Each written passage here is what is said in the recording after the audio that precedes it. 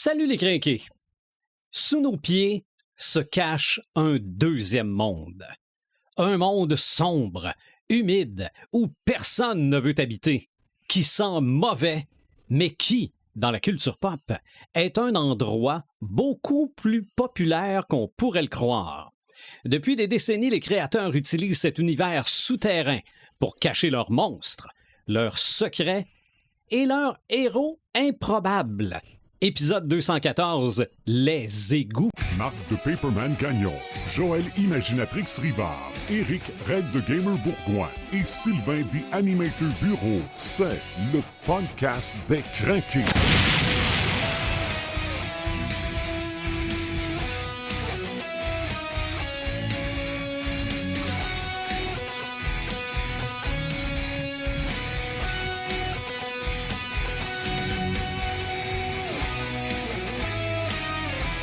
Eh bien non, Red the Gamer n'est pas là avec le titre Les égouts. Je vous invite à deviner où il est caché. Non, c'est pas vrai. En plus, il nous écoute en direct. Salut Red the Gamer en dans les passant. tunnels vers Bicoline. Oui, oui. D'ailleurs, tu parles de tunnels. Marc, salut, Paperman. Salut. Et salut, Joël Imaginatrix. Salut.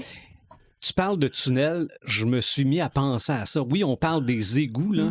Mais on pourrait se mettre à parler de tout ce qui est souterrain. Ouais. On aurait pu faire un thème général, mettons, souterrain ou tunnel. C'est ça. Embarquer les égouts là-dedans. C'est ça, ou souterrain, niveau 1, Ah, ben oui. les égouts. Ouais, Effectivement. Parce qu'à part ça, là, c'est vrai que sous nos pieds, il se passe plein d'affaires. Mhm.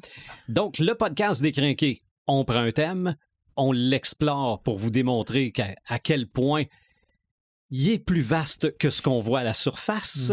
Et on peut nous suivre sur notre page Facebook, sur notre site Internet, sur les différentes plateformes de streaming et en vidéo sur YouTube. Aujourd'hui, les égouts, non en studio. Ça sent pas les égouts. On n'a pas sorti notre parfum Ça sent d'égout. pas la swamp. Ça sent pas ce que ça sent parfois à New York. Mhm. Je sais pas si vous êtes déjà allé Non. à New York, là.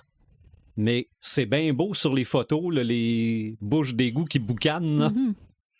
Mais passe pas trop proche. C'est des vieux tunnels, hein. Il doit y avoir des affaires qui se cachent. Ah là. non, c'est sûr. Il y a probablement un monde souterrain. Les crocodiles. Puis d'ailleurs, Probablement. ces fameuses bouches d'égout qui fument, là, Mhm. ça vient d'un système de chauffage et de refroidissement OK. qui est en dessous de Manhattan, qui va alimenter plusieurs buildings Mhm. en chauffage et en refroidissement aussi pour l'été. OK. Puis quand il y a une fuite dans un de ces tuyaux-là, ben ça sort par les bouches d'égout. OK. Puis c'est à ce moment-là que la voirie vont venir mettre des petites cheminées pour faire évacuer les vapeurs plus haut le temps qui procède à la réparation. C'est pour ça que ça fume à New York. Je pensais pas apprendre ça dans le podcast. Merci, Imaginatrix. Dans la culture pop, Mhm. les égouts, ça t'inspire quoi? Ben, je sais pas si vous avez vu ça passer dernièrement, justement à New York. Il y a eu la police de New York ont mis en ligne des images d'un groupe d'hommes qui sont allés dans les égouts. On les voit sur les images rentrer, ouvrir un manhole, un Une trou bouche. d'homme, Ouais. et rentrer à l'intérieur, fermer la bouche d'égout derrière eux, puis quelques heures plus tard, ressortir. Fait que là, évidemment, ça l'a enflammé l'imaginaire des gens qui ont vu ça. Tout le monde ont mis leurs hypothèses à savoir qu'est-ce qu'ils sont allés faire pendant ces quelques heures-là. Il y en a qui faisaient des blagues, il y en a qui disaient que c'était des Ghostbusters qui étaient en train d'enquêter, il y en a qui disaient qu'ils étaient allés voir les Tortues Ninja. Les théories les plus probables, ça serait qu'ils seraient probablement en train de chercher un trésor ou des objets de valeur, parce que ça arrive souvent que dans les bouches d'égout, les gens échappent des montres ou des bijoux, des objets de valeur. Fait que probablement que ces gens-là étaient partis chercher des objets de valeur. Mais bref, ça montre à quel point que cette partie cachée-là, cette partie dont on ne connaît pas, ça fascine vraiment les gens. Les égouts, tu le disais en introduction, c'est vraiment la partie cachée d'une ville.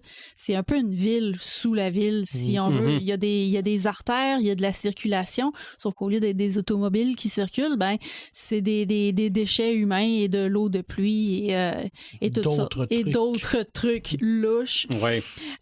C'est un lieu qui n'est pas accessible au public pour des raisons évidentes de sécurité.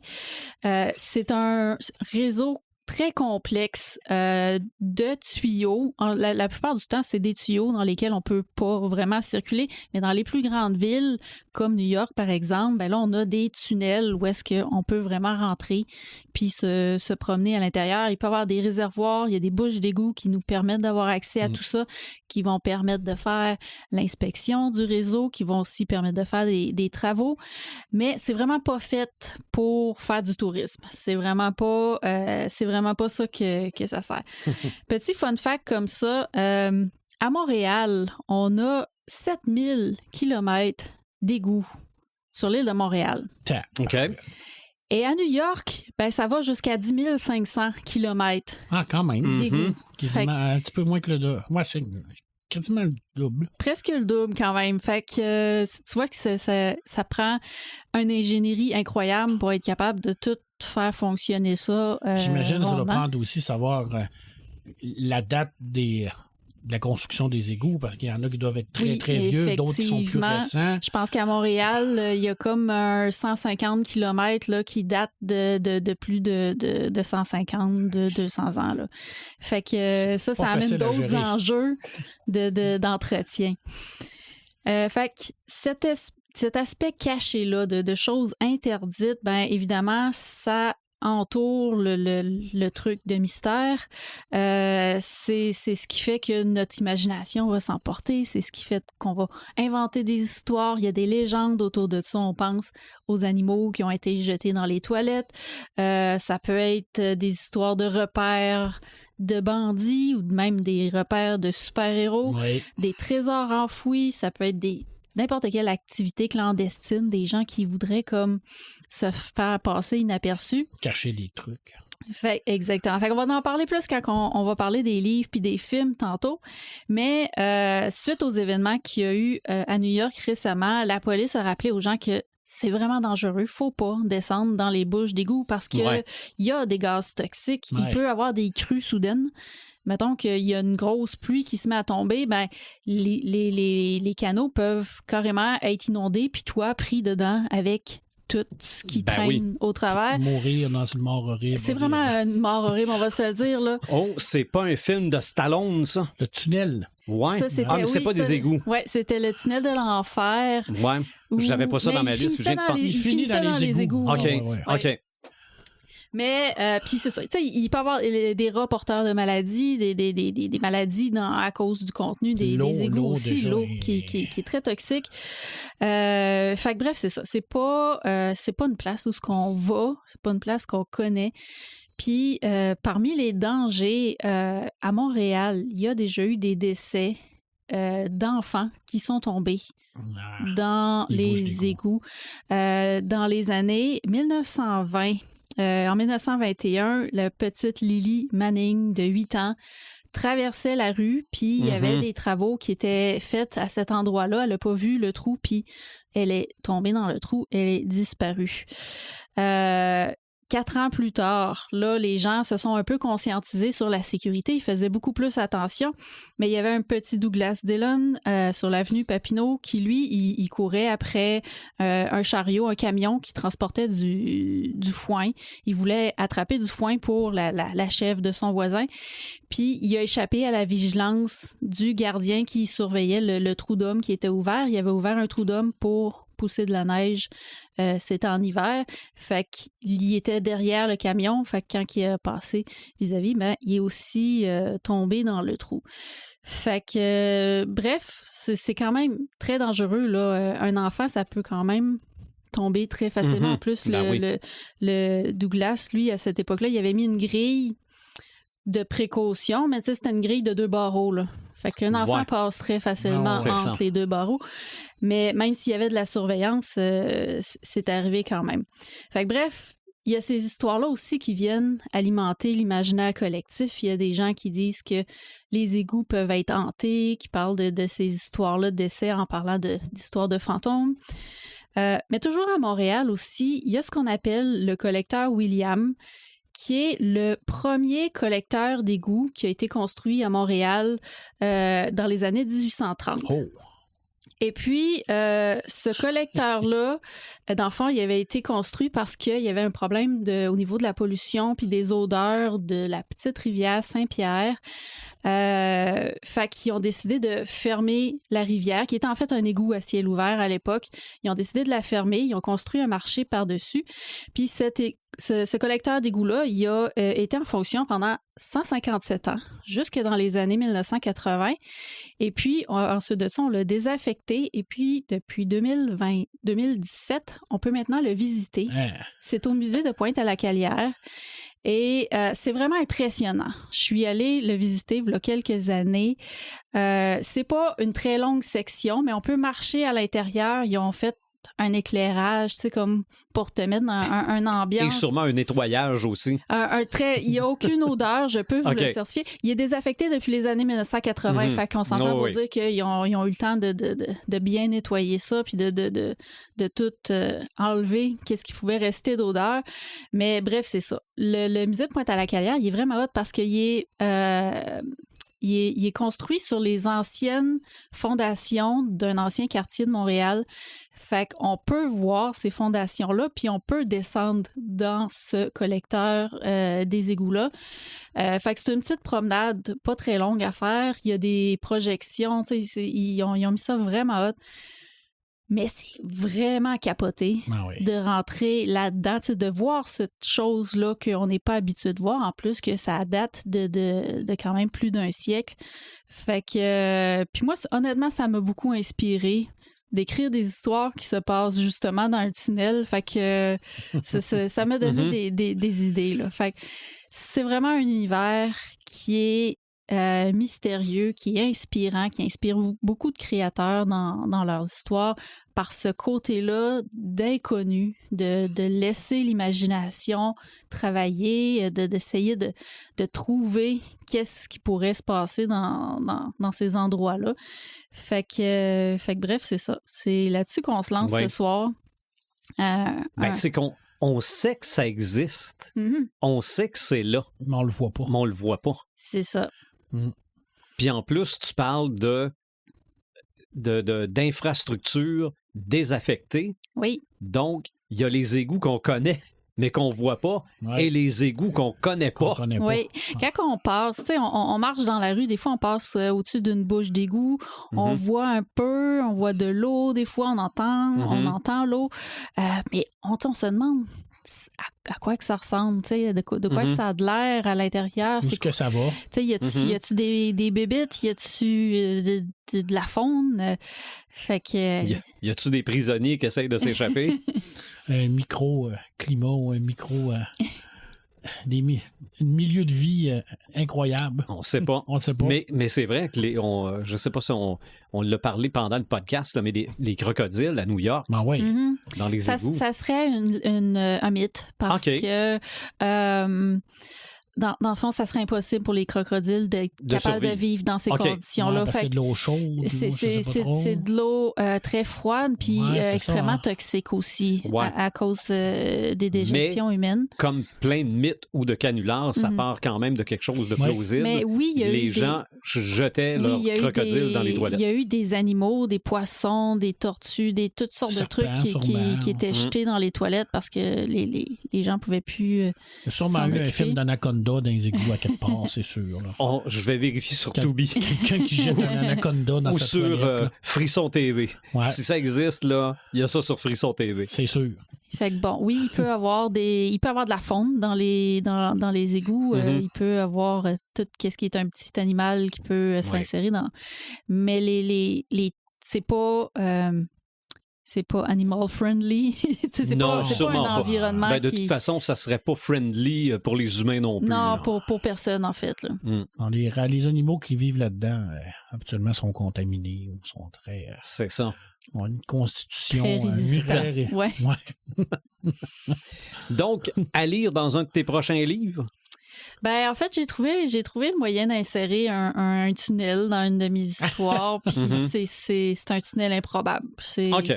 Ça se peut pas, mais je l'ai mis pour que ça se peut. Fait que, OK. Pourquoi pas? Pourquoi pas?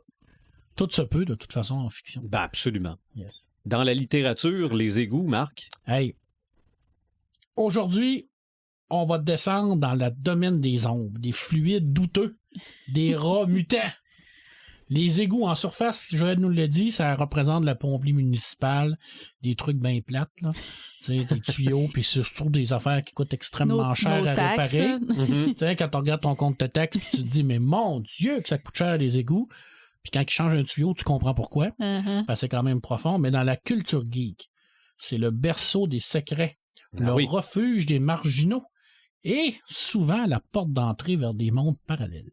Mhm. Oh. Hein? OK. Parce que le tuyau magique Portal Fantasy. qui nous permet d'aller dans le monde de champignons, il se trouve où? Ah ouais. Dans les égouts. Dans Super Mario. J'avais pas pensé à Super Mario. Ah, C'est donc bien niaiseux. C'est vrai que quand il descend, il est dans les égouts. Il est dans les égouts. Mhm. Tout à fait. Puis dans le film, il trouve Yoshi dans un égout aussi. Mhm. OK. À la fin du premier film. On va oublier les Tortues Ninja 2 minutes. On va Bon, oui. revenir parce que je suis sûr que tout le monde y a pensé en partant. Là. Ça, on va parler de littérature de BD. En partant automatiquement, c'est quoi? Les Tortues Ninja. C'est ça. Mais on va se concentrer sur d'autres choses. Je vais essayer de vous faire découvrir des trucs. Peut-être pas découvrir parce que c'est quand même des affaires assez classiques et assez reconnues. Alors, on met toutes nos petites bottes de caoutchouc. On met notre petit manteau, notre petit capuchon, puis on n'oublie pas les gants. Mhm. Idéalement, un bon masque aussi. Parce OK. que, t'sais, on va commencer par des livres. Ouais. Je vais commencer par Neil Gaiman. Neil Gaiman, qui est un auteur que j'adore. Bon, oublions le fait que présentement, il est dans Mhm. un truc un peu plus sale, Poche. là, poche. Là. Mhm. Mais bref, on va parler de Neverwhere, qui est un roman, qui est un classique. Alors, à Londres, ça se passe à Londres, il y a un monde en haut, puis un monde en bas. Alors, Londres d'en bas, c'est un immense réseau souterrain avec des métros abandonnés, des égouts. Et là-dedans, c'est tous les gens qui vivent en marge de la société se retrouvent vraiment dans cette partie-là. Alors, on a vraiment ce deux mondes-là. Neil Gaiman n'a pas inventé ça. Hein? Je veux dire, Victor Hugo en a parlé dans Les Misérables. Mhm. Je pense à Jean Van Damme dans SOS Bonheur aussi. Mais ici, Neil Gaiman, ce qu'il va faire en sorte, c'est qu'il va transformer les égouts dans une genre de cour féerique, dangereuse, magique, loin de certains de nos clichés qu'on a de la saleté. T'sais, on a l'impression que des fois c'est tout le temps sale, mais dans ce roman-là, il y a des parties que c'est vraiment là, des grandes métropoles dans les égouts, une grande partie. C'est très très bon. Neil Gaiman qui est un très bon écrivain. Bon. Ça. Ben oui. Mhm. Ben quand t'as dit on met nos bottes et nos petits manteaux, moi j'ai vu l'imperméable jaune. Là. Exactement. Alors, impossible de passer à côté de ça. C'est par la bouche d'égout de Derry que Pennywise attire le petit Georgie au début avec son fameux bateau. Mhm. Bon, de toute façon, on va se le dire, Georgie, il était con. Parce que quand tu vois un clown qui sort de la bouche des égouts, tu vas pas le voir, tu te sauves. Ouais. Mais quand on comprend après le pouvoir de ça, tu te dis j'aurais fait la même affaire.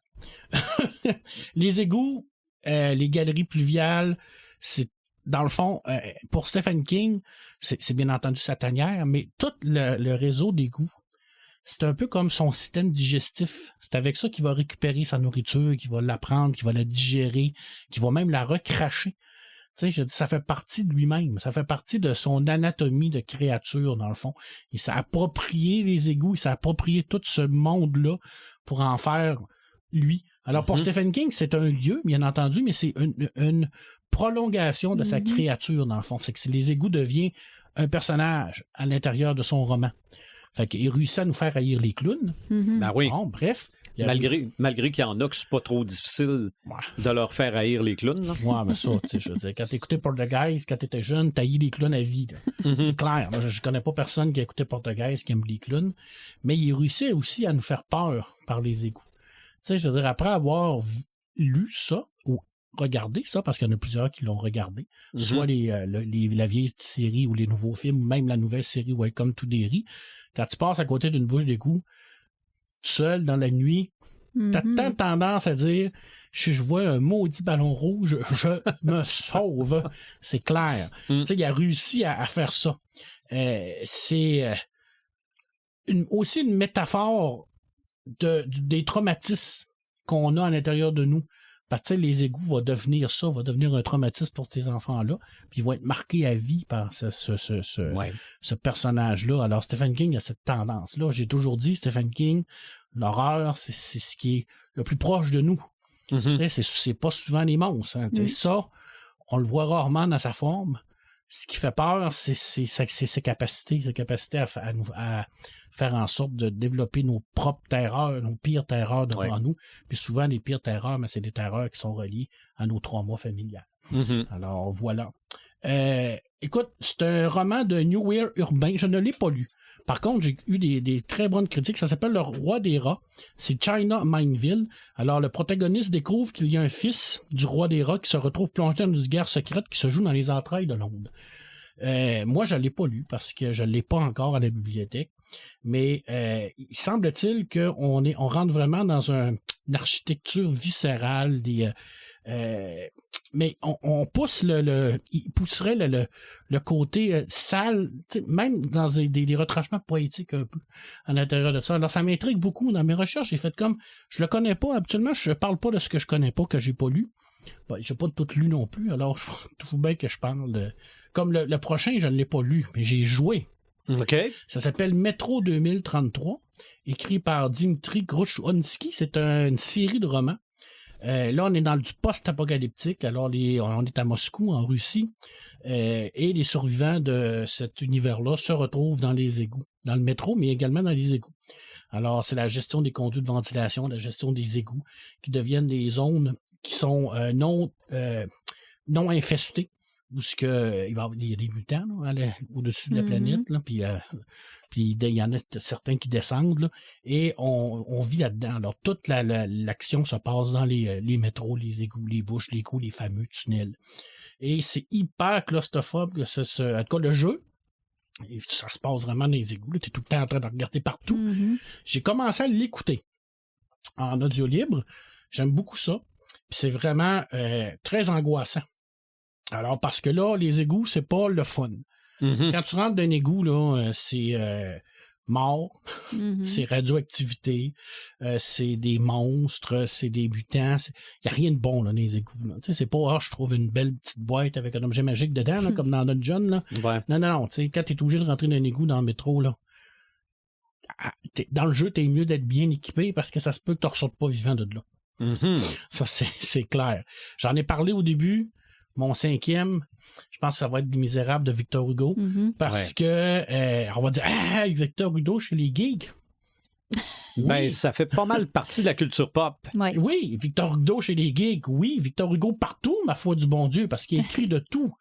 Il a fait n'importe quoi, Victor Hugo. C'est un des plus grands écrivains qu'on a jamais eu dans l'histoire. On n'est pas en train d'adapter à nouveau Les Misérables. Sûrement. Me semble que... mais une version contemporaine. Tu peux tout faire avec du Victor Hugo. Je veux dire, c'est tellement bon, c'est tellement bien écrit que tu peux l'adapter. Tu préfères un Victor Hugo dans l'espace. Je trouve que ça peut d'ailleurs, je crois que dans les classiques interdits, publiés chez ADA, je crois qu'ils viennent de sortir Les Misérables. Voilà. Alors... L'adaptation à leur sauce. Jean Valjean qui s'en va, qui fuit dans les égouts avec Marius sur ses épaules. On part dans les égouts des labyrinthes de Paris. On sait que les égouts dans Paris, c'est encore plus vieux que ceux-là de Montréal. Je ne sais pas combien il y a de kilomètres, mais ça doit être immense. Dans le roman, c'est une action, c'est une scène d'action. Là. Je veux dire, que tu lis ça, là, c'est incroyable. Puis il met beaucoup de détails techniques dans son écriture aussi. Tu sais, on dit souvent que cette partie-là, c'est un peu comme l'ancêtre de ce qu'on appelle le dungeon crawling. Les fameux romans on s'en va dans le donjon, un peu comme le nouveau là, qui vient de sortir. Là. Le nouveau roman que Red nous parle souvent, Dungeon Crawling Carl, c'est ça. Alors, et on se rapproche un peu de la façon de voir l'égout, un peu comme à la Stephen King. Parce que pour Victor Hugo, les égouts, c'est un peu comme la conscience de la ville, c'est vivant. Tout se sucer dans les égouts. C'est comme un genre d'immense réseau de... C'est vivant. C'est une conscience vivante. C'est extraordinaire. C'est vraiment... Écoute, c'est sûr que c'est pas toujours facile à lire du Victor Hugo parce que ça s'adapte. Il y a une façon d'écrire. Mais c'est vraiment bon. Honnêtement, là, je dis, toutes les histoires de Victor Hugo sont bons. Moi, je vous les conseille tous. D'ailleurs, ils ont sorti un immense omnibus de toutes une partie de son œuvre. Là. C'est vraiment beau. On passe la BD. Je commencerai pas par les Tortues Ninja. Je vais commencer par Batman le culte.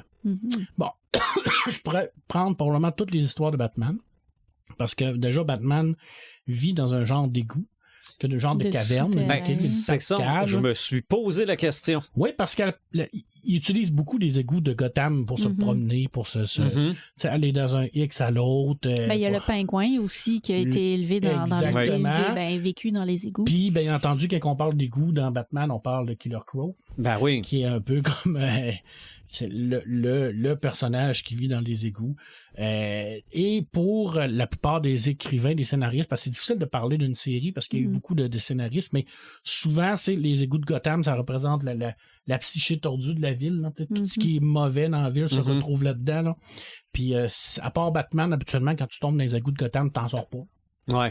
C'est soit t'en sors mangé ou mort, ou noyé, mais il y a un Batman qui est capable de se promener là-dedans puis en sortir vivant.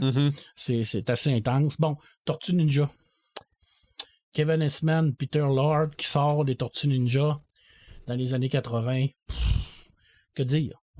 Je veux dire, quand on parle des goûts, on pense des goûts. Tu sais, on va oublier là, les films, là. Ça a l'air quasiment le fun.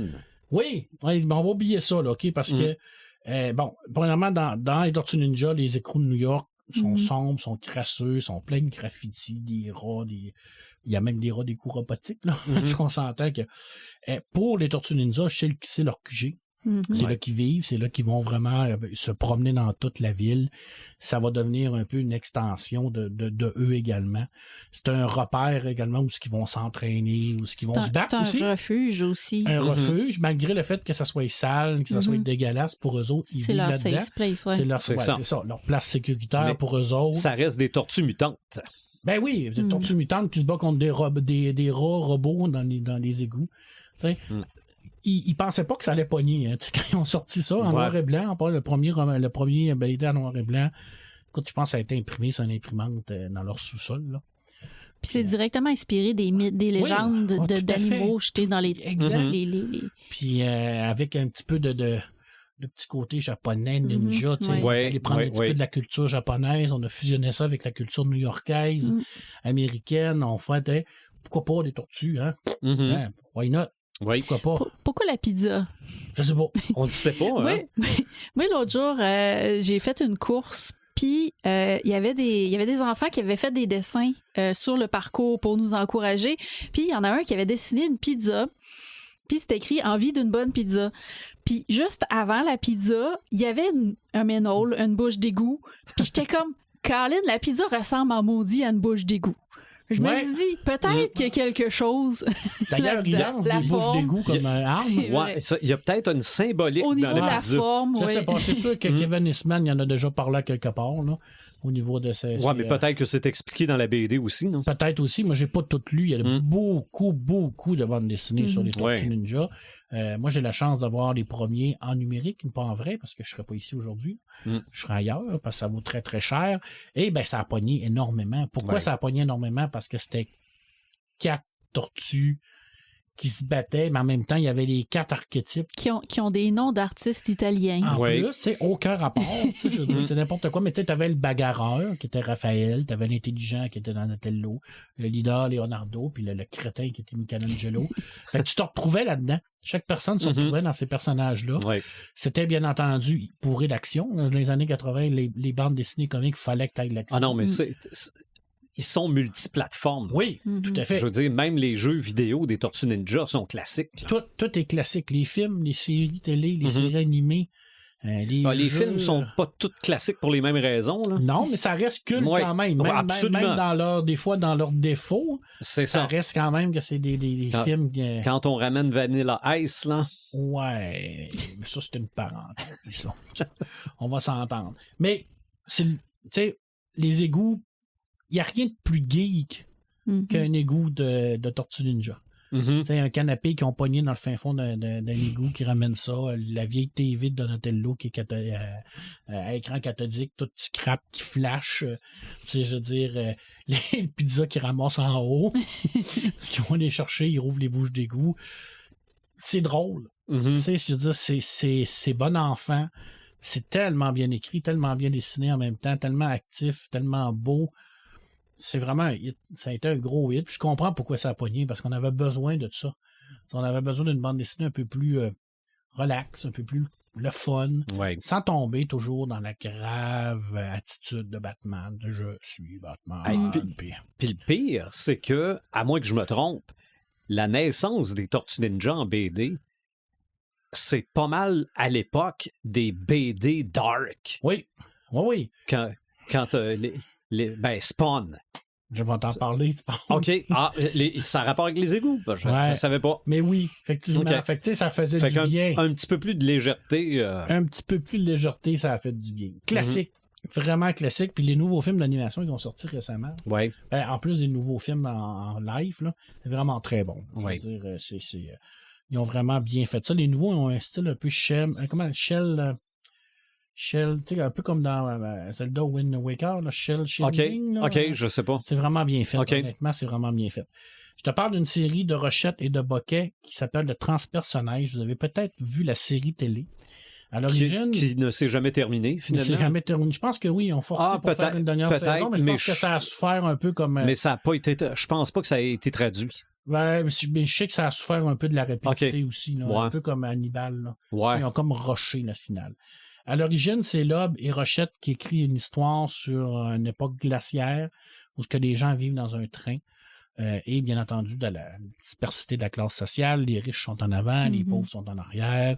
Le train a un mouvement qui est éternel, alors il roule autour de la Terre. Tu sais, c'est très SF, mais en même temps, c'est très SF, vieille SF. Très post-apocalyptique aussi, tu sais, c'est vraiment c'est dur, c'est très la bande dessinée est dure, moralement, physiquement, c'est pas le fun à lire. C'est le fun à lire, mais c'est pas le fun, le monde est pas le fun.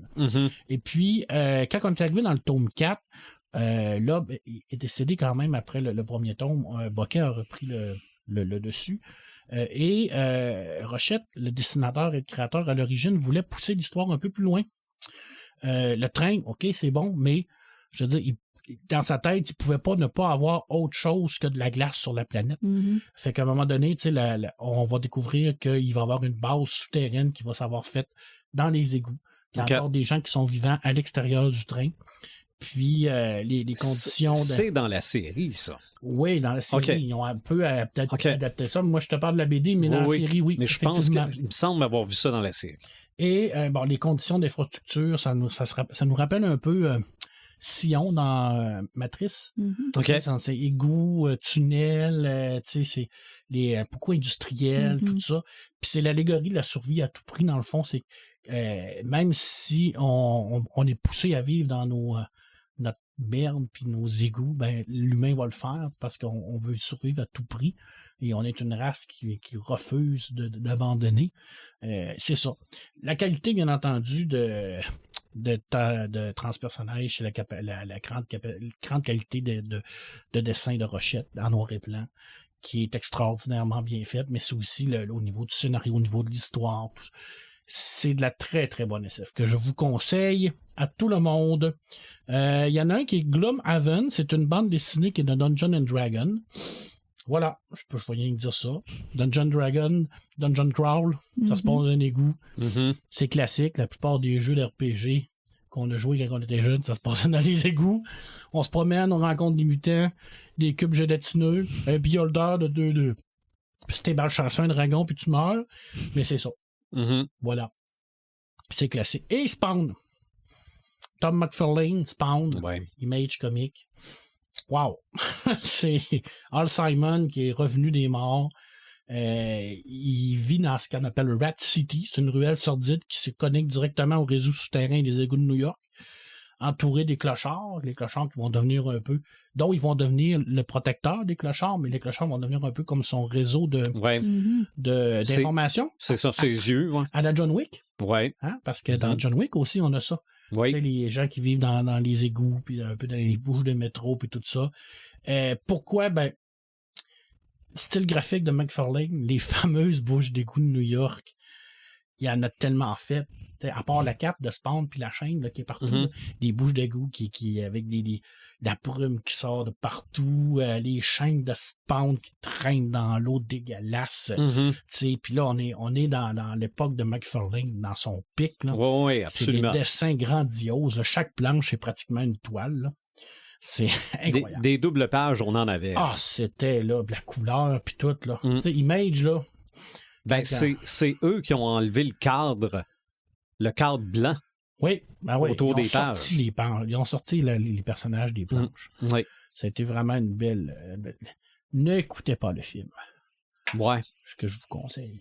Et n'attendez pas trop après le prochain, parce que ça doit faire 30 ans qu'ils en parlent. Ils en ont fait 2, je pense. Non. Ils n'en ont fait un? Ils n'arrêtent pas de dire qu'ils vont en faire un autre. C'était mauvais, hein, tabarnage. Ouais.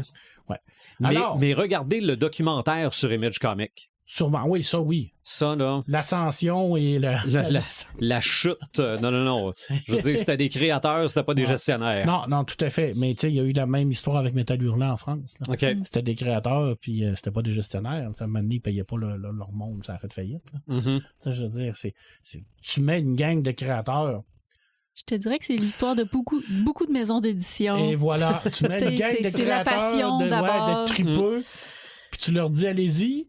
Mais vous avez carte blanche. Toute la question de la gestion, des fois, ben, c'est ça fait. Vous avez carte blanche. Oups, on n'a plus d'argent. Alors, bref, la prochaine fois que vous passerez devant une grille d'égout et que vous allez entendre un gargouillement bizarre ou un bruit bizarre, ce n'est peut-être pas juste l'orage d'hier qui a fait en sorte que ça a fait monter l'eau.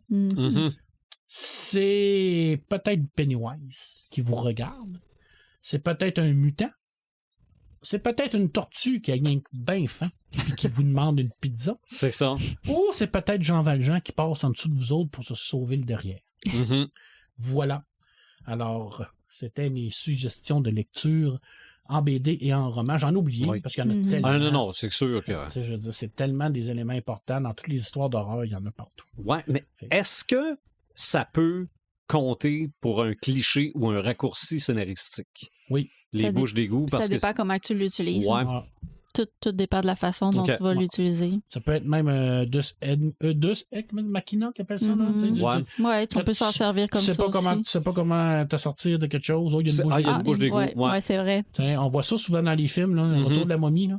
Okay. On est pogné, tout le monde veut nous sauver. Oh, il y a une bouche d'égout. C'est ça. Bouf, on est sauvé. Ah, ben tu vois, l'inverse de la bouche d'égout, c'est la trappe dans le plafond. La trappe dans le plafond. C'est tunnel niveau 4. La trappe dans l'ascenseur. Oui, ça aussi. Ouais. Aussi. Tu sais, moi, à chaque fois que je regarde, chaque fois que je prends un ascenseur, je regarde la trappe, puis là, je me dis, ça, mettons, il y a un alien qui arrive. Je fais comment pour monter là? Parce qu'ils montent tellement vite, les gens. Là. Oui, c'est vrai. T'sais, ils rouvrent, ils rentrent, sans faire de bruit, ils referment en 3 secondes. C'est ça. Moi, déjà, en partant, il faudrait que mes mains se rendent. Ouais, moi, je me rends pas non plus. Là. Ça prend 2 personnes, idéalement. Puis là, je me disais, est-ce que Alien, on peut relier ça avec les égouts? Plus des tunnels. Ouais, mais... Des galeries. Des galeries. Dans Alien versus Predator, me semble, le deuxième. Peut-être. Égouts, mais bon, bref. Mais ça ferait des belles créatures d'égouts. D'ailleurs, j'ai une belle anecdote là-dessus sur Alien que je te conterai tantôt. OK. Ben, moi, pour ce qui est de l'écran, bon, évidemment, il y a beaucoup d'adaptations de romans ou de BD qui ont été faites, mais j'ajouterais un film que je n'ai pas vu parce que c'est un film avec Orson Welles, qui est The Third Man, qui doit probablement s'appeler en français Le Troisième Homme. Pas vu non plus. Moi, le seul film que j'ai vu de lui, c'est Citizen Kane. OK. Ben, la poursuite finale dans les égouts de Vienne serait devenue légendaire. Ghostbusters 2. Ah oui. il y a une rivière de slime psychique à New York. qui circule dans les égouts de New York. Il tombe dedans, d'ailleurs, c'est dégueulasse. OK. Il y a un film d'horreur qui passe probablement à Frisson TV qui s'appelle Chud. C-H-U-D pour Cannibalistic Humanoid Underground Dwellers. Il faut que j'écoute ça. OK? Eh ben. Qui veut dire probablement Underground Dwellers. Ça, c'est quelqu'un qui se promène dans les égouts, là, clairement. Là. Donc, des créatures mutantes vivent dans les tunnels et les égouts, et c'est un film culte des années 80. Il faut que je trouve ça. OK? Chud. De Guillermo del Toro, le film Mimic. Ah, Des mon Dieu. insectes géants évoluent dans les infrastructures souterraines. Ça, tu sais, il y a une maladie qui était faite par des rats, je crois. Puis là, ils créent une espèce d'insecte qui bouffe les rats pour enlever la maladie. C'est une bonne idée. Mais les les insectes étaient censés mourir parce c'était seulement des femelles, donc ils ne pouvaient pas se reproduire.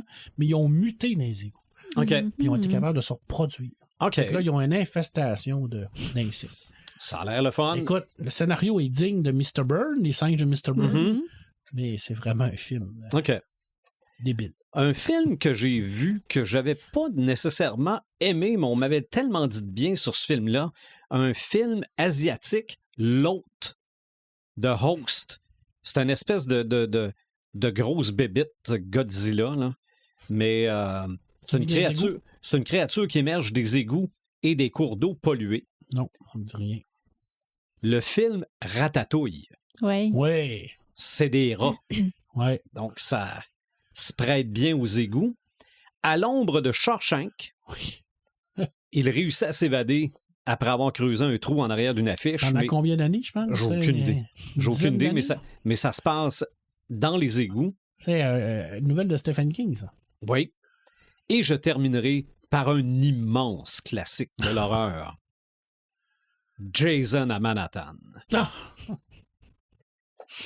Je m'excuse de vendre le punch du dernier film à s'appeler Vendredi 13, parce que les autres qui ont suivi s'appellent pas Vendredi 13. T'as Jason en enfer, t'as Jason X, t'as Jason et X. Freddy. Mais le dernier Vendredi 13, c'est le 8e, et c'est Jason à Manhattan. Il meurt dans les égouts. J'ai encore des frissons avec Jason X. Quand il se fusionne avec les nanorobots là, pour devenir le Jason X. Je vais te dire que le visage congelé dans l'azote, là, c'est incroyable. ça, c'est une séquence C'est solide. de mort époustouflante. C'est solide. Mais c'est probablement le seul bon bout. Ah, ben, il y a le bout en réalité virtuelle aussi pour se sauver qui crée des jeunes femmes peu vêtues dans des sacs à couchage. C'est ça, il le ramène Au camp. au camp. C'est niaiseux. Oui, je pense qu'il y a une bonne... Ah non, c'est pas dans celui-là où il prend un sac de couchage puis qu'il le varge sur un arbre. C'est lui. Dans ça, oui, pour se sauver. OK. Il crée une réalité virtuelle dans le camp. J'aurais pas aimé ça être dans le sac de couchage. Oui, mais il était pas vivant. C'était rien qu'un hologramme. Ah! Série télé. Bon, évidemment, il y a eu plein de séries télé des Tortues Ninja aussi. Ouais. Suggestion de ma mère. Puis j'y avais pas pensé.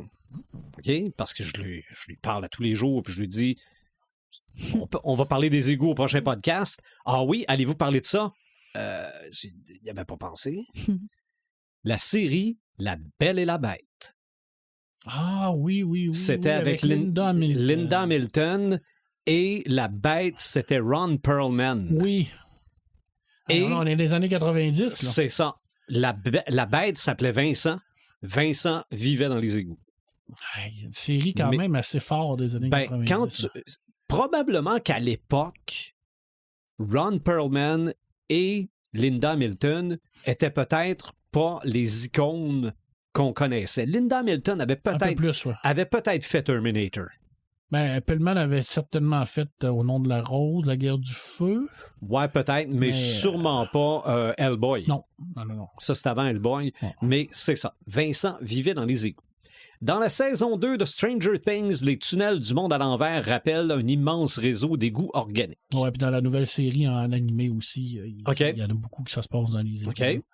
Bref, à Hawkins, tout est pourri. Oui, absolument. Les rues, les égouts, le ciel. Buffy contre les vampires. Les égouts servent régulièrement de refuge aux vampires et aux démons. Ouais. Les X-Files. Plusieurs épisodes mettent en scène des créatures vivant dans les égouts, notamment l'épisode appelé The Host, donc probablement en français l'hôte aussi, non? Mhm. Mais toi, X-Files, tu as tout vu ça? J'ai pas tout vu. J'essaie de chercher. J'ai pas tout lu non plus parce qu'il y en a beaucoup. OK. Mais c'est vrai qu'il y a des épisodes qui se passent dans les égouts, mais spécifiquement, là, c'est ça la problématique avec Marvel, c'est qu'ils en ont tellement fait qu'à un moment donné, t'en oublies. Oui. Mais... Je cherche dans quel... Non, mais là, je parle pas... Non, j'ai pas dit les X-Men, les X-Files. Ah, les X-Files! Oui, OK, excuse-moi, je cherchais X-Men. Hey! Oui, ben oui.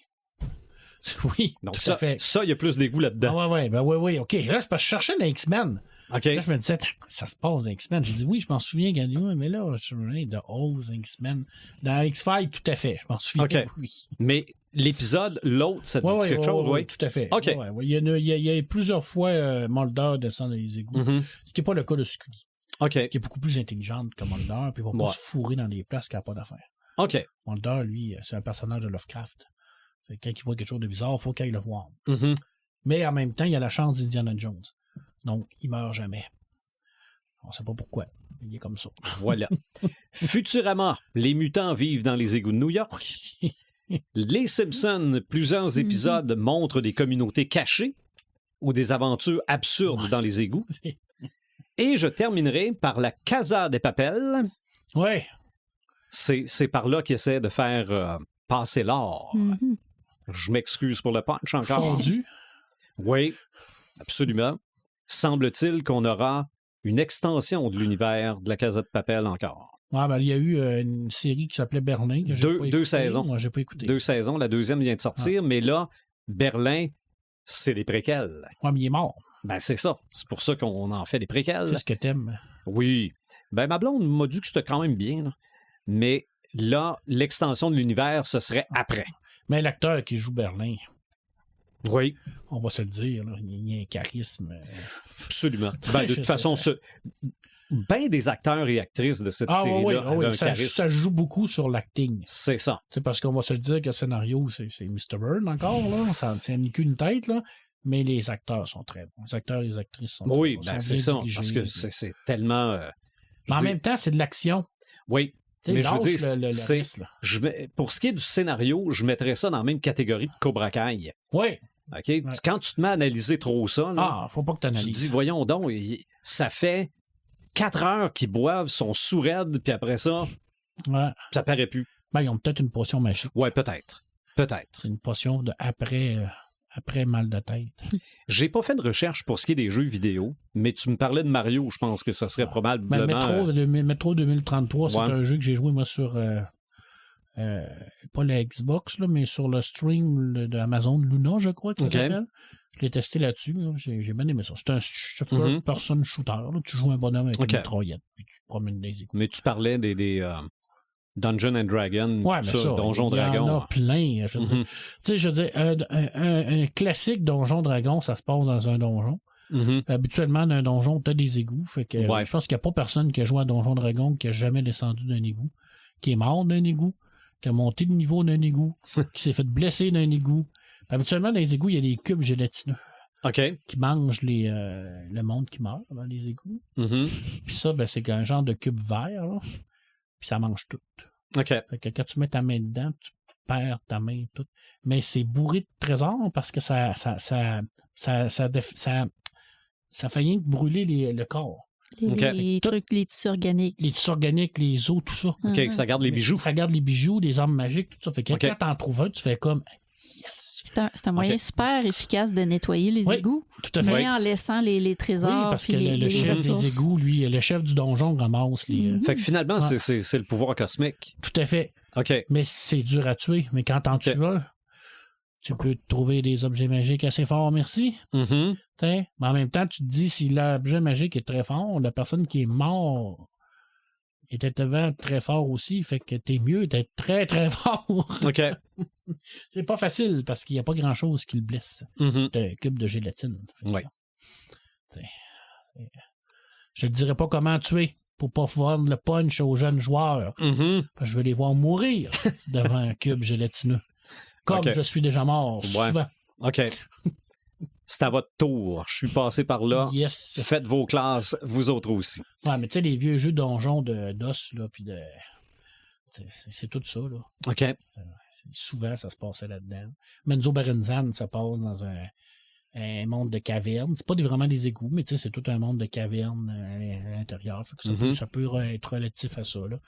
Tu sais, Elric aussi, ça, des cavernes. Des cavernes, là, les égouts, là, on peut relier ça peut-être au niveau 2, là, mais Ouais. il y en a plusieurs.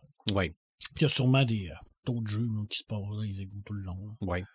Ben, j'ai pas parlé parce que je sais pas jusqu'à quel point c'est vraiment des égouts, mais il y a parfois des courses automobiles Ouais. dans des espèces de gros tunnels avec de l'eau dans le fond. C'est un égout, ça? Un égout, représentation. un égout pluvial? Ouais, un genre d'évacuateur, Ouais. de crue. Ouais. Ça a un nom. La scène de Terminator 2, ça passe dans un genre d'égout pluvial de récupérateur comme ça. Ouais, avec la moto. hein? Avec la moto puis le Ben, camion. c'est ça, là. ouais. C'est ça, là. C'est une scène épique, puis ça, c'est un genre de récupérateur d'eau, là. Mhm. Dans le fond, les égouts sortent là, OK. quand il y a des crues, puis après ça descend vers probablement l'usine de filtration ou l'océan. Je sais pas. C'est ça. J'ai aucune idée, là. Parce que c'est un égout, mais pas à déchets. Non. C'est un égout probablement pour les eaux pluviales, puis... Ouais. Mais ça, c'était une scène épique, là. Absolument. On se rappellera que quand il y a sa première petite moto, là, puis qu'il y a le camion qui court après, là, tu fais comme les tavernaines. Non, puis je la revais. Je la reverrai aujourd'hui, ou on la reverrait aujourd'hui. Je pense que ça a bien vieilli, pareil. Oui. À part les chocs de la... la suspension de l'Harley Davidson qui est très résistante, là. OK, ouais. Qui saute, là. Mhm. Moi, je me dis, je fais ça avec mon auto, c'est sûr que tout arrache, là, mais c'est tellement bon. Non, mais c'était du James Cameron. Ah, mais les effets spéciaux, là, tu sais, quand tu vois T-1000 sortir, là, puis tu te dis, ça a été fait en quelle année? Mhm. Puis tu regardes les films d'aujourd'hui, tu te dis des fois, mon Dieu, c'est mauvais, c'est laid. Puis ça, ça a sorti, ça fait plusieurs années, puis c'est encore très beau. Ah ouais. Vraiment. De toute façon, le premier parc Jurassique est encore très impressionnant aujourd'hui. Toujours. Ça restera toujours... Puis, je vais dire comme toi, il y a des effets 2026 qui sont très mauvais. Là. Le CGI, des fois, là, ça vaut pas les bonnes vieilles techniques et tactiques. Donc, de la vieille. J'espère qu'on vous a donné le goût de découvrir dans la culture pop un petit peu plus les égouts. À part de ça, ne vous y aventurez pas. Non. Allons-y avec nos Samalumes Imaginatrix. Mon Samalume, moi, cette semaine, c'est pas la première fois que je vous en parle. Ça revient à chaque année, mais c'est la première année que je m'embarque dans le projet. C'est la nuit de l'écriture pour ramasser des fonds pour l'association du cancer. C'est organisé par Cynthia Dubé, qui est venue à quelques reprises ici, et par Marie-Jeanne Rioux, qui, depuis quelques années, elles travaillent ensemble. En fait, elles font une nuit d'écriture. Elles se trouvent un endroit où est-ce qu'elles peuvent écrire toute la nuit. Puis elles nous partagent des lives toute la nuit pour nous montrer leur état de veille et leur faculté qui déclinent au fil de la nuit. Probablement, oui. Mais bref, elles font ça pour sensibiliser pour la recherche, pour le cancer et ramasser des fonds aussi. Puis, à chaque année, moi, j'avais tout le temps une activité de prévue cette fin de semaine-là. Fait que j'essayais de les suivre le plus tard que je pouvais, mais souvent, ça finissait autour de 2-3 heures du matin. Mais là, cette année, j'ai dit, là, moi, je vais prendre ça off cette année. Je vais vraiment le faire la nuit au complet. Fait que on fait ça à distance. On fait ça entièrement en ligne. Fait que moi, je vais être du côté de Desjely. Je vais passer la nuit chez mes parents pour écrire toute la nuit. Fait que c'est ça. Les filles vont faire des lives. Moi, de mon côté, je vais faire des stories sur Instagram. Puis c'est ça. Le but, c'est vraiment de de collecter des fonds. Les filles ont quand même réussi à amasser un très bon montant cette année. Je pense qu'ils ont dépassé, ils ont de loin dépassé leur objectif, mais ils ont dépassé tout ce qu'ils avaient accumulé dans les années précédentes. Fait que ça va vraiment bien, mais ça serait vraiment le fun. Là, on est quelques auteurs et autrices à se joindre à elles à distance. Fait qu'on veut faire rayonner ça le plus possible. Puis je vais voir si je suis capable de passer à travers la nuit. Je pense que ça fait au moins une vingtaine d'années que j'ai pas passé à travers une nuit au complet. Là. Forte. Mon cœur aime pas beaucoup la caféine, surtout quand je suis fatiguée. Fait qu'on va essayer de trouver des grignotines, des trucs. Ça me rappelle l'époque des wake-up. Oui, puis justement, c'est à cette époque-là, justement, que les dernières fois que j'ai réussi à faire des nuits complètes, c'était à l'époque que je travaillais de nuit, justement.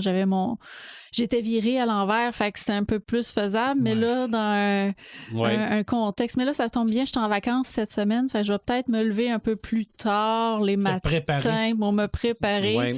Je vais scraper toute ma routine que je me suis faite au cours des derniers mois, mais c'est pas grave, on le fait pour la bonne cause. Ouais. Fait que bref, c'est ça. On essaye ça vendredi prochain. C'est dans la nuit du 26 au 27 juin. Fait qu'on se lance là-dedans. Fait que si vous voulez nous suivre, moi j'ai partagé le truc sur ma page Facebook. Vous pouvez aussi suivre Marie-Jeanne Rioux, auteure, ou Cynthia Dubé, auteure. C'est ces deux-là qui organisent tout ça puis qui nous partagent toute l'information par rapport à ce beau défi-là. Mais tu mentionnes qu'au fur et à mesure que la nuit avance, que les facultés s'affaiblissent ou changent, ça donne pas des résultats inattendus, ça, des fois? Moins qu'on pense. pense. Pour avoir essayé d'écrire très tard là, dans mes dernières années, là, essayer d'avoir poussé la machine un petit peu plus que ses capacités. Là. Ou tomber sur l'inconscient plutôt que le conscient. Mais oui, c'est ça. Mais peut-être qu'en passant au travers de toute la nuit au complet, je vais me rendre à ce stade-là où on trouve des idées magiques soudain. Là. Les portes de la perception vont peut-être s'ouvrir. Oui, c'est ça, exactement. Paperman. Écoute, j'en ai quelques-uns, vous me permettrez. Il y a un duo, je ne connais pas son nom, qui a décidé de réécrire l'histoire d'Alien, mais à partir de la perspective de l'alien. OK. Puis lui, il a imaginé ça comme si c'était un piège de cristal. Parce que dans le fond, l'alien, tranquille, relax, il y a des dudes qui viennent kidnapper un œuf. Hop, elle se développe, elle est toute seule dans un vaisseau, elle connaît personne. Elle essaie de se sauver. Il y a même un dude avec une bande qui essaie de la tuer. Elle, tout ce qu'elle fait, c'est qu'elle veut survivre, elle se promène dans les conduits. J'ai trouvé ça génial. Parce que souvent, on n'a pas la perspective du monstre. Okay. Pour nous, c'est un monstre, mais pour elle, pour l'alien, on est quoi pour elle? C'est foutrement intéressant de réfléchir à ça. Oui, tu feras la même chose avec Star Wars. Tout à fait. Ils l'ont déjà fait, ça. Ah oui? OK. Ils ont fait une animation à un moment donné avec l'ingénieur de la Death Star qui se fait plomber après, avec Rogue One sort, pour son fameux trou dans qui détruit. Fait que là, il passe en commission parlementaire, l'Empire, pour l'accuser de négligence. Puis là, il explique ses points en disant, là, écoutez, là, vous m'avez demandé de construire une Death Star avec pas d'argent, personne. Puis là, j'ai personne. Puis là, écoute, il a fallu que je me dépêche. Puis là, oui, mais il n'y a pas de trop. Mais il dit, faut au que je la fasse sortir à quelque part, l'énergie, là. J'ai dit, c'est un auto, il y a quelque chose pour ça. Écoute, c'était marrant, là. Puis il essaie vraiment de se défendre en voulant dire, c'est pas de ma faute, là. C'est explosé, mais j'ai fait mon possible, là. Mais pour les gens qui sont sur l'étoile de la mort. Ça va être épouvantable. Luke Skywalker, c'est un terroriste. C'est un terroriste. Mais dans le jeu de rôle, c'est ça qui est le fun. Parce que tu as ce côté-là que tu peux jouer avec. Parce que tu essaies d'expliquer aux joueurs, tu sais, vous faites partie, mettons, de la rébellion. Faut jamais oublier que la majorité de ces gens-là sont pas complices de l'Empire. Ils travaillent pour l'Empire, mais pour eux autres, c'est un travail comme les autres. Là. Je veux dire, ils se lèvent le matin, ils vont travailler. Là. Je veux dire, ils sont pas conscients de tout ce qui est arrivé puis tout ce que l'Empire fait. Tu sais, je veux dire, puis à un moment donné, tu tombes dans un cercle aussi vicieux de se dire, j'ai découvert la vérité, mais si je parle, va m'arriver quoi, moi? Mhm. On peut faire le parallèle avec l'Allemagne nazie de l'époque. Ouais. Mhm. Il y a sûrement un paquet d'Allemands qui n'étaient pas au courant, qui ne savaient pas. Puis il y en avait probablement un paquet aussi qui le savait puis qui se disait Je peux rien tabarnak, faire. moi je suis contre ça. C'est un esti débile, ce gars-là, mais si je parle, je me fais fusiller demain matin, là, parce que lui, tu parlais contre lui, tu étais mort, là. Ah ouais. L'empereur, c'est la même affaire.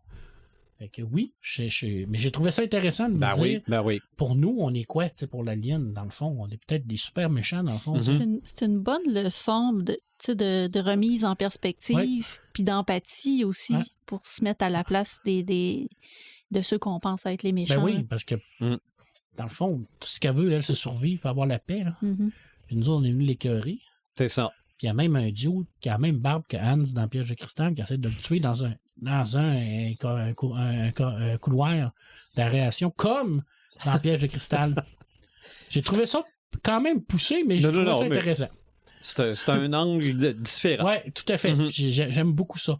D'ailleurs, j'en avais déjà parlé, mais dans Alan Dean Foster, quand il a écrit le roman du premier film, parce qu'ils font toujours de la novélisation des films. Ben, à l'époque, ils faisaient ça, ils ont fait ça pour Star Wars, mais maintenant, ils ne le font plus, je pense.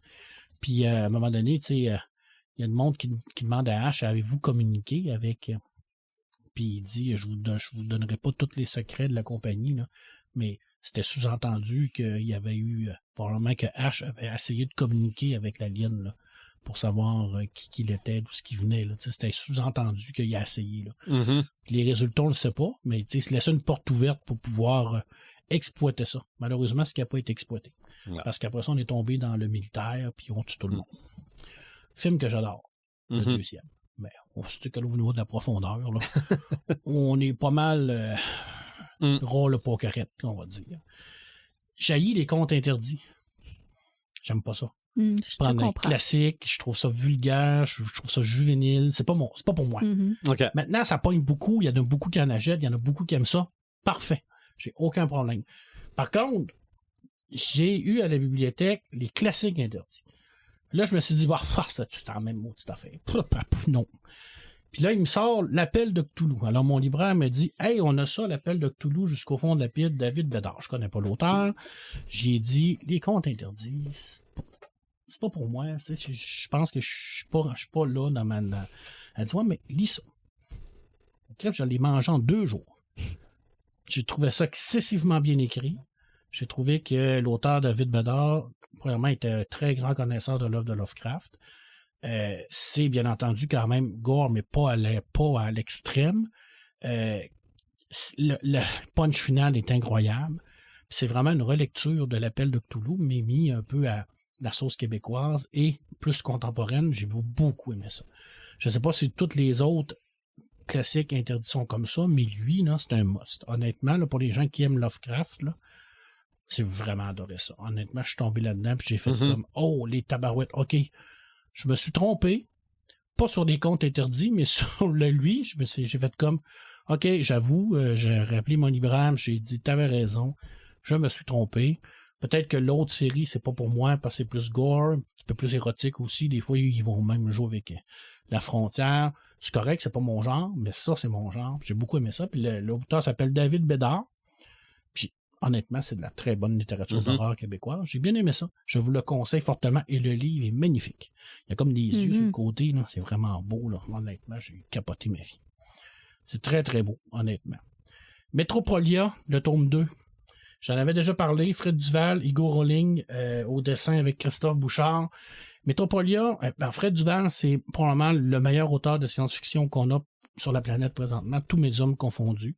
C'est un scénariste de génie. Il fait partie de la nouvelle vague de la science-fiction, le fun, où ce qu'il y a enfin quelque chose de positif. On est dans un univers post-apocalyptique, pas nucléaire, rien, mais c'est qu'au niveau de... On manque de ressources, manque d'énergie, beaucoup de gens, surpopulation, les grandes capitales sont devenues des méga capitales et l'histoire se passe dans Berlin, dans la ville de Berlin en Allemagne. Et l'auteur a réfléchi à un système monétaire qui est calculé par tes pas.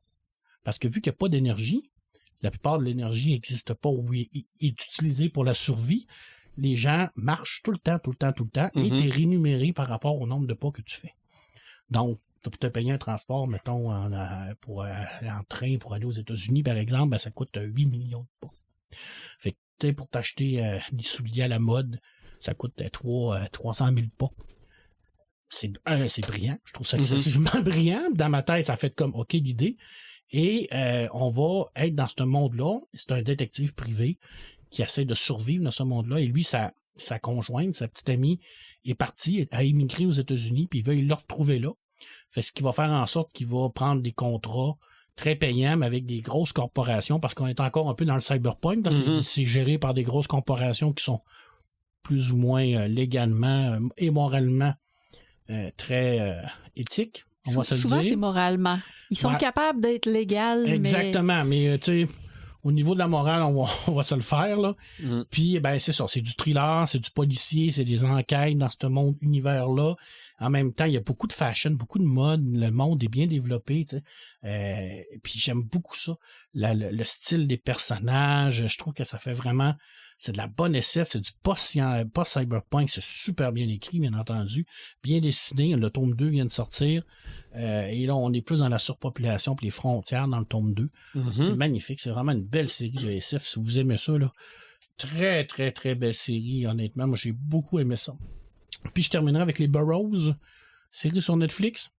Oui. Malheureusement, qui n'a pas été renouvelée. J'ai détesté la finale, mais j'ai adoré la série. C'est une genre de ville qui a été fabriquée pour la retraite. Les gens qui partent à la retraite, qui sont quand même aisés, vont vivre là. C'est dans le milieu du désert. Puis on va suivre les aventures de ces personnes-là. C'est toutes des personnes âgées là, qui ont 70 ans et plus, là. C'est avec Alfred Molina, entre autres, Jenna Davis. Il y a un paquet de monde là-dedans. C'est super bien. C'est drôle, c'est touchant. En même temps, c'est le fun de voir des personnes qui, normalement, sont catégorisées troisième âge. Habituellement, tu travailles plus là, quand tu es rendu à un certain âge. Là, ils sont là, sont bons. Il y a un petit côté SF. C'est les mêmes, c'est les Duke Brothers là, qui sont produits par ça. Puis c'est vraiment bon. Malheureusement, ça a été coupé par Netflix. Ouais. Netflix a cette tendance-là de couper. Je sais pas pourquoi. Puis Stranger Things Class of 85, là, c'est un bonbon. C'est vraiment du bonbon, honnêtement. Là. Si vous aimez, ça se passe entre la saison 2 et 3. Puis si vous aimez Stranger Things, vous pouvez pas faire autre chose qu'écouter ça. C'est vraiment beau. L'animation est belle. Les personnages sont autant attachants que d'habitude. Là. Je sais pas si c'est les mêmes voix en anglais hein, qui sont doublées. J'ai aucune idée. Mais c'est bien fait. C'est bien écrit. Okay, voilà, c'était Ça m'allume. Puis là, il faut que je me trouve ton film. Là. Oui, Chud. Ça, c'est clair. Il faut que je fasse une recherche là-dessus. Moi, écouter ça un soir tout seul. Là. Oui. D'après moi, ça serait... Si tu le trouves pas sur Frisson TV, d'après moi, sur Tubi, c'est... Tubi, il y a tout. Ouais.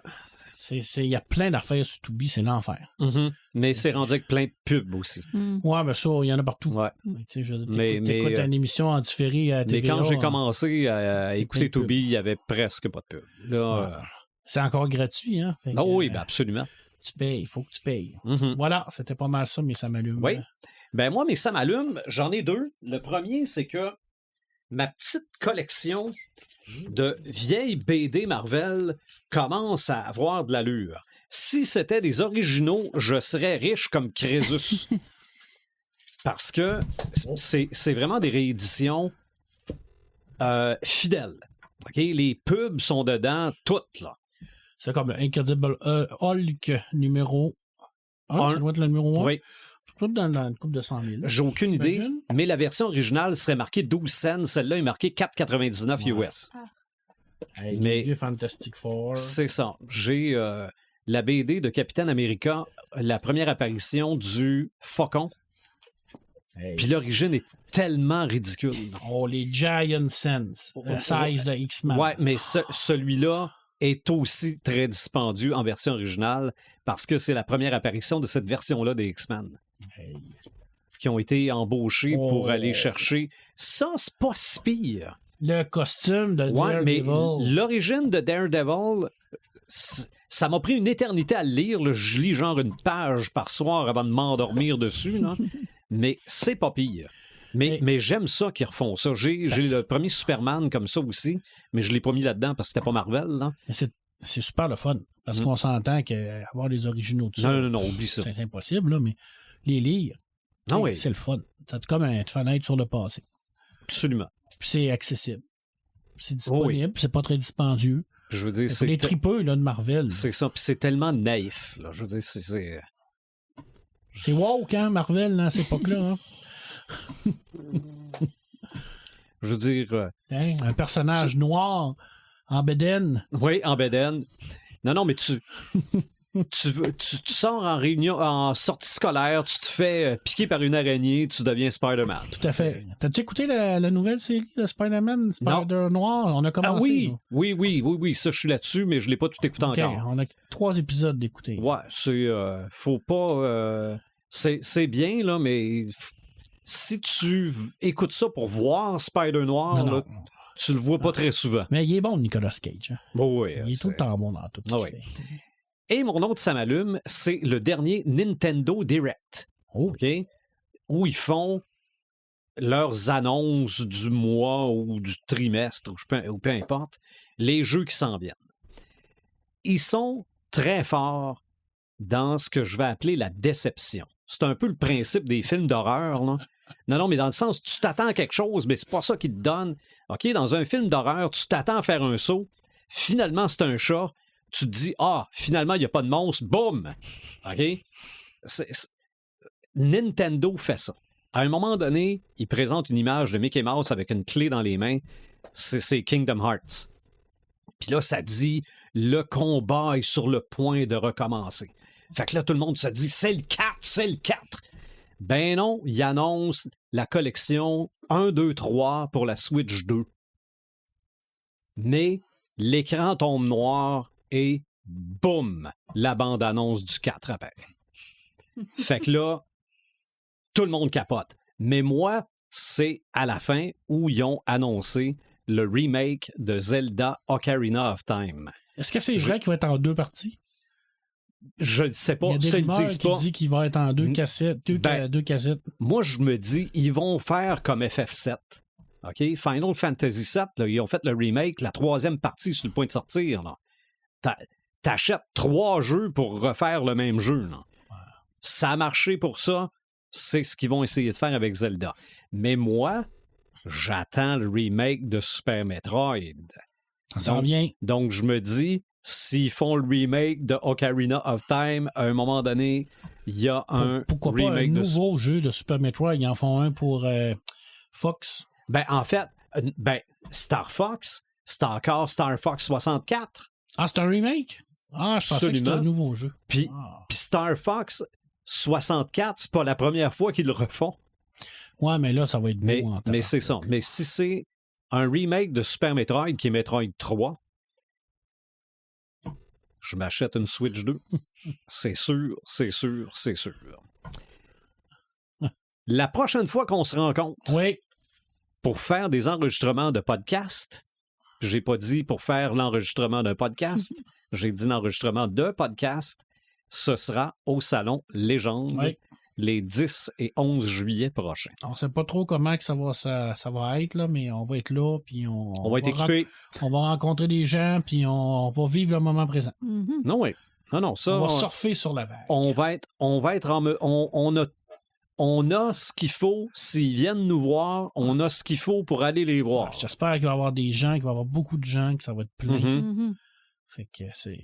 Non, moi, je pense que la qualité de ce qui va être présenté là ne m'inquiète pas trop. En tout cas, la qualité du marketing. Si vous voulez savoir, là, allez voir sur la page Facebook de Légende, leur chaîne YouTube aussi. Ils ont fait des entrevues avec des créateurs qui vont recevoir avec... le nombre de temps qu'il y a là-dessus, c'est fou, là. C'est... Bref, vous allez être déçus de manquer ça si vous venez pas. C'est ça. Définitivement. Donc, on ne sait pas c'est quoi le thème des podcasts qu'on va enregistrer. Ben oui, on est tous là. J'ai mon kiosque à côté du kiosque des podcasts. Pour le podcast. C'est ça. On est tous là pour cet événement-là durant lequel on va interviewer du monde, puis on va jaser de différents thèmes. Les passionnés ensemble, on devrait choisir pas mal. Absolument. Continuez de nous suivre sur notre page Facebook, notre site Internet, les plateformes de streaming, sur YouTube. On se retrouve bientôt.